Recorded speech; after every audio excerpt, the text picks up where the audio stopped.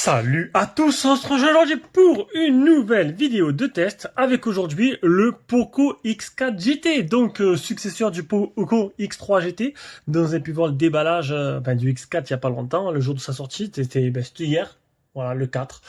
Donc ça fait plusieurs jours maintenant que je l'ai. Et ben voilà, ben franchement, il est plutôt pas mal. Autant dire de suite. Je veux spoiler un peu. C'est pas mal. Là, franchement, ils ont réussi un tour de force. Alors, autant Xiaomi avec la gamme Redmi, Realme, ils essaient de faire des rapports prix, mais Poco niveau rapport prix, c'est du lourd. Alors, c'est pas le top du top en photo. Ils essaient de s'améliorer un peu, hein. Mais niveau rapport puissance, on a un téléphone qui est plutôt exceptionnel. Donc c'est un téléphone, c'est la gamme X, qui est un X4 GT, qui est destiné au gaming. Pour ceux qui veulent un téléphone gaming pour pas trop cher, et bien franchement, là pour l'instant, c'est son digne représentant. Il n'y a pas mieux sur le marché actuellement, et c'est ce Poco X4 GT. Si tu aimes les vidéos, tu veux me soutenir, fais un petit don sur Tipeee. Non, tu peux déjà t'abonner, simplement, ça ira déjà, c'est très bien. Et si vraiment tu nous kiffes plus que ça, tu peux faire un petit don sur Tipeee, ça coûte rien. Tu auras des petits avantages. Même là, je suis en mode vacances, là, pour l'instant. Juillet, août, tranquille, je reprendrai en septembre bien comme il faut. Tu auras accès à la liste des produits. Donc, ce téléphone-là, le X4 et le F4 que j'ai aussi derrière, je vais faire un test, ont été vendus à des tipeurs. Dès qu'ils ont su que je sont arrivés, ils étaient prévenus en avant-première, pam, direct. Ils m'ont dit, je les prends. Voilà, ils sont vendus déjà. Ne me demandez pas. Donc, et bien sûr, je te mettrai des liens d'achat pour ce X4. Alors, je sais pas quand je vais publier la vidéo, je sais pas si la promo sera encore en cours. Il y avait une promo en cours. Donc, de toute façon, je te noterai tout. Il y a tout qui est marqué dans le déballage. À savoir si la promo sera encore en cours au moment du test, je n'en sais rien. Donc, on va commencer par les caractéristiques et le design. 74,3 sur 163,6 sur 8,9 mm d'épaisseur pour un poids de 200 grammes. Alors, on n'est pas sur du haut de gamme, hein, on est sur du milieu de gamme. Donc, on a des bordures qui sont, ma foi, pas trop grosses, même si elles sont pas trop fines non plus. On a le menton qui est un peu plus épais que le reste. Comme d'habitude, on a le trou dans l'écran. Bon, les bordures sont bien présentes, il faut le dire. Le design, il est classique, même si j'adore l'arrière. J'adore ce côté style métal, franchement magnifique. 85% ce que prend l'écran par rapport aux surface totale du téléphone. On a un écran de type IPS. Et là, tu vas me dire IPS, ouais, mais IPS c'est plus pour les gamers, hein. Il faut le dire ce qui est. Et oui, parce que tu peux monter un rafraîchissement et là, un rafraîchissement, il va jusqu'à 144 Hz. Donc oui, donc c'est plus réservé pour les smartphones gaming. Donc tu peux monter un rafraîchissement assez élevé. Et moi mon test a été fait en 90 Hz pour la partie processeur, enfin pour la partie autonomie, vous verrez tout à l'heure. Il existe en 3 couleurs, en noir, en bleu, en argent. Alors mon modèle, je le trouve superbe. Je sais pas comment ils sont les autres, mais celui-là, je le trouve vraiment superbe. Un écran de 6,6 pouces, donc de type IPS, définition 2460 x 1080, donc Full HD+. Un écran qui est protégé par un Gorilla Glass 5, avec une très bonne luminosité, donc là je suis à fond. J'ai pas l'indice de luminosité, j'ai 500 CD. Voilà, j'ai pas l'indice maximal comme on peut avoir sur les IPS, sur les AMOLED où ça monte à 1000, 2000, 3000, 5000. Là c'est 500 CD, donc c'est dans la moyenne, ce qui se fait dans le haut du panier, on va dire, de l'IPS, parce que l'IPS, il y a beaucoup moins de téléphones qui sont, et sur l'autre gamme, t'en trouves presque pas. Voilà, appareil photo principal ici en 16 mégapixels Omnivision avec une reconnaissance faciale. Voilà, qui marche plutôt bien. Donc ça c'est plutôt pas mal. Oula, j'ai touché le bras. Après, on a comme processeur un Dimensity 8100 qu'on peut trouver sur le dernier Realme qui coûte très cher. Moi, tiens, le double du prix de lui presque. Et là, on a sur un Pocophone, un peu comme vous vous appelez le Poco F3 quand même. Poco F3 qui est un 870 qui est super puissant, qu'on retrouve d'ailleurs sur le Poco F4. Alors oui, ils ont laissé le même processeur, mais ce 870, c'est une bombe. C'est meilleur que le 888. Donc, tu vois, c'est entre, non, 865. Je dis pas de bêtises. Voilà, donc c'est un processeur quand même haut de gamme, le 870. Donc ils l'ont réutilisé, parce que pour l'instant, je trouve qu'un rapport prix, franchement, il est exceptionnel, il a des bonnes performances.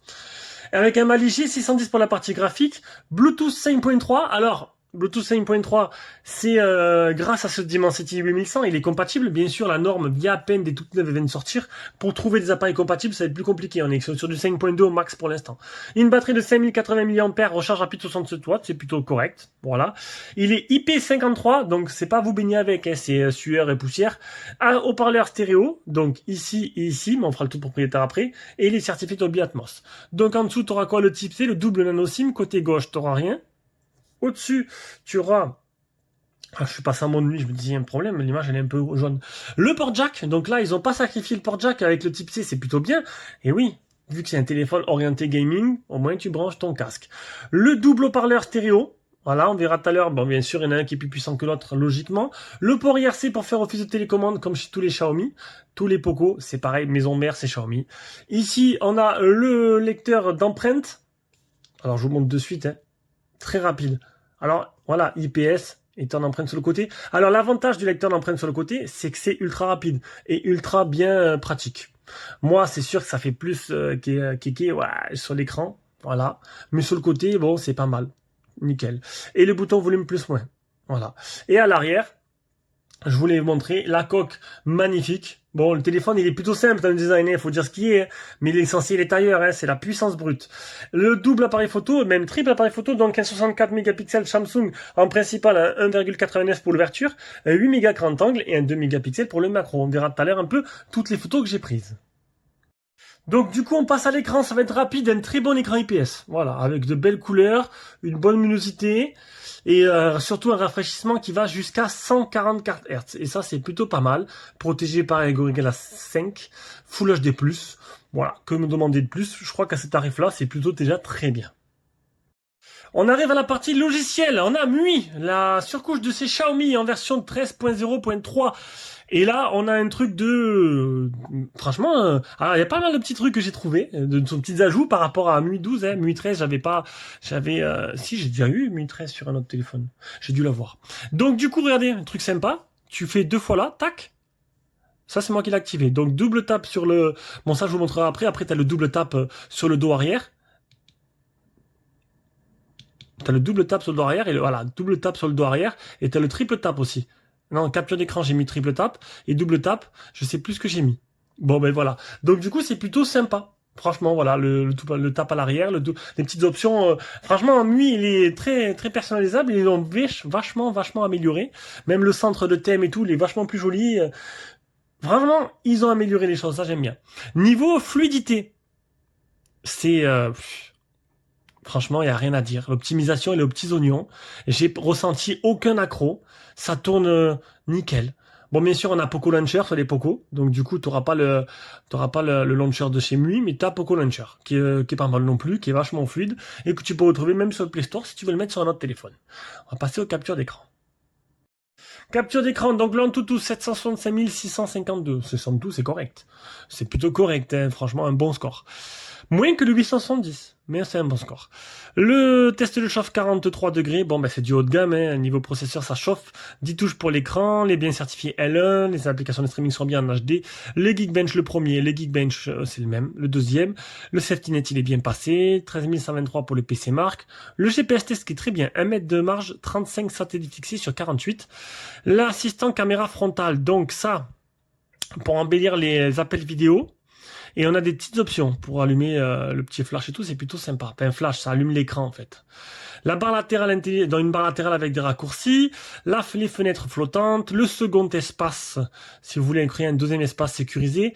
Alors on a quoi? Le capture d'écran 3 doigts, le capture d'écran partiel, non, bon, ça c'est les 3 doigts, en laissant appuyer, tac, les boutons dessus, lancement d'appareil photo, en appuyant 2 fois sur le bouton alimentation, allumer la torche, bon ça c'est pareil, c'est ce que j'ai mis moi, alimentation. Le capteur d'intensité à la double pression, ça, je vous l'ai dit, vous appuyez dessus, clac, ça allume, ça fait une action que je choisis. Le double tap ou le triple tap sur la coque arrière, pareil, vous l'associez à une action. Après, des applications clonées. Chez MUI, c'est bien, parce que les applications clonées, tu peux cloner 100% des applications. Ça, c'est plutôt excellent. L'empreinte digitale. Ah, ça, c'est le mode silencieux. Voilà, c'est ce que j'ai fait avec le double tap. C'est pour ça que je voyais que ça change rien, ça fait silence ou pas. La boutique de thème qui a été vachement améliorée et je trouve plutôt sympa. Donc les options, plus d'options du mode sombre pour forcer les applications qui ne sont pas compatibles. Alors avant je pouvais tout faire, là c'est réservé à Amazon. Il reste que Amazon de mon téléphone qu'on peut forcer. Schéma des couleurs intense, saturé, couleur originale ou paramètres avancés. Le taux d'actualisation, donc là tu choisis. Alors ça a vraiment changé les menus, hein. Ça, franchement ils ont amélioré les choses. Tu cliques là, tu as 60, 90 ou 144. J'aurais dû prendre une capture. Donc mon test est 190. 144 c'est vraiment si vous allez jouer. L'autonomie, une batterie de 5080 mAh. Je m'attendais à quelque chose d'un peu mieux, donc sur une journée type de 12h12, j'ai utilisé 45%, il me restait 55%, 34 minutes d'appel et 3h03 d'écran allumé. Donc pour moi, c'est un téléphone qui me durera 2 jours. La petite courbe d'autonomie, qui est plutôt classique, droite. Bon voilà, une autonomie, pas de baisse très soudaine. On arrive au jeu, et là c'est la bonne surprise, du coup c'est bien un téléphone qui est vers le jeu, car si tu regardes bien, Call of Duty tourne en très élevé et avec la fréquence d'image au max. Voilà, donc ça c'est plutôt pas mal. Et ça c'est les captures que j'ai fait tout à l'heure pour m'amuser. On arrive à la partie photo, donc le photo 1,64 mégapixels en Samsung, en principal en 1,89 pour l'ouverture. Donc, on a un mode document, un mode pro, un mode vidéo, tu peux filmer jusqu'en, et ça c'est plutôt pas mal, en 4K 30 fps. C'est bien. Pour ce tarif-là, c'est très bien. Un mode photo, un mode portrait, un mode nuit, un mode plus où tu as 64 mégapixels, vidéo courte, panorama, vlog ralenti, accéléré, exposition longue, clone et modifié. Et si tu reviens en mode photo, ici tu as le macro. Non, je l'ai déjà montré alors.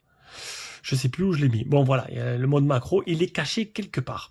Ici tu as Google Lens, les petits filtres, l'IA et le HDR et le flash, tout simplement. Et là, ce petit point-là, ça veut dire qu'en gros, l'appareil photo frontal est allumé. C'est en cas si on te pirate.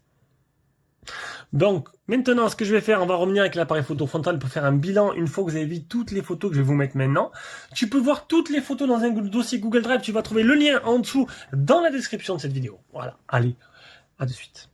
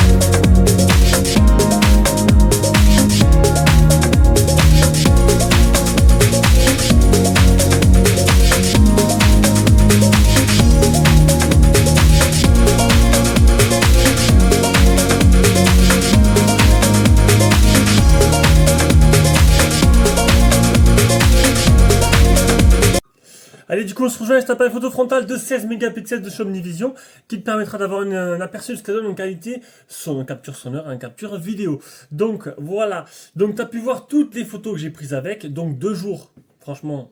J'ai trouvé que les photos étaient plutôt jolies. J'ai réussi à faire de belles photos avec de belles couleurs et tout. Et par contre, de nuit, un peu du mal, quoi. On va dire que le mode nuit, il est là, mais il est assez anecdotique. Hein. Franchement, il fonctionne pas très bien et ça capture pas très bien la lumière la nuit. Mais bon, comme je vous l'ai dit, c'est un téléphone qui n'est pas porté sur la photo, qui est porté sur le gaming, sur les puissances brutes. Mais je trouve que déjà, on arrive à avoir de bons clichés en plein jour. Et ça, c'est plutôt pas mal. Allez, on passe à la suite, la partie son. Le son communication est plutôt bon. Hein. J'ai appelé 34 minutes du jour du test et c'est plutôt pas mal. On va maintenant écouter le haut-parleur.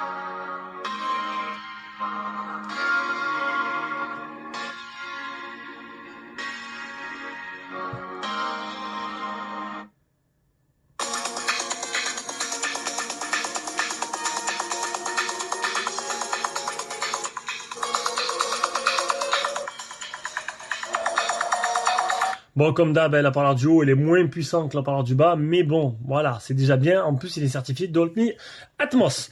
Donc, on arrive à la conclusion de ce test. Le design, classique. Classique, franchement classique. Comme Realme, ils font du classique, ils améliorent les choses. C'est bien, mais c'est du classique. Après, bon, franchement, l'arrière, je le trouve superbe. Après, c'est mon goût à moi. Donc, l'écran, un écran IPS. Bon, c'est sûr qu'il y en a beaucoup qui auraient préféré l'AMOLED, mais vu que c'est un téléphone GT orienté gaming, et que l'écran peut monter jusqu'à 140, décidément, voilà, t'as compris quoi, Hertz, mais je trouve que le choix est plutôt judicieux, oui, parce que sur la AMOLED, t'aurais été bloqué à 120. Ils ont préféré l'IPS. On va dire que le prix aussi contenu aussi. Hein. Niveau puissance, processeur, le dernier Dimensity 8100, bah nickel, franchement, presque 800 000 en tout. Il fait tourner tous les jeux au max, que dire de plus. Niveau de la photo, eh ben écoutez, ils ont malgré que, c'est vrai que les Poco pour l'instant, c'était plus des téléphones rapport qualité-prix niveau puissance. Les téléphones Poco qui étaient sur niveau photo, c'était pas trop ça. Là, l'effort a été fait. Je m'attends un peu mieux avec le Poco F3, bien sûr, parce qu'il a un truc encore meilleur. Le Poco X4, ils l'ont pas mis de côté. J'ai réussi à faire des jolies photos. Franchement, il n'y a rien à dire. J'ai trouvé à faire des jolies photos. Il est plutôt correct en photo. C'est pas un dieu de la photo, mais il saura largement, dans toutes les conditions, vous dépanner. Ça, c'est plutôt pas mal. Et on arrive au son double stéréo, Atmos, double haut-parleur, IP53 en plus, le Bluetooth 5.3 pour parer pour l'avenir. Que dire de plus? Franchement, là, il est au tarif de 300 €. À ce tarif-là, ben, t'as pas mieux si tu cherches un téléphone gaming. Voilà. Allez, sur ce, gros bisous. Ciao, ciao.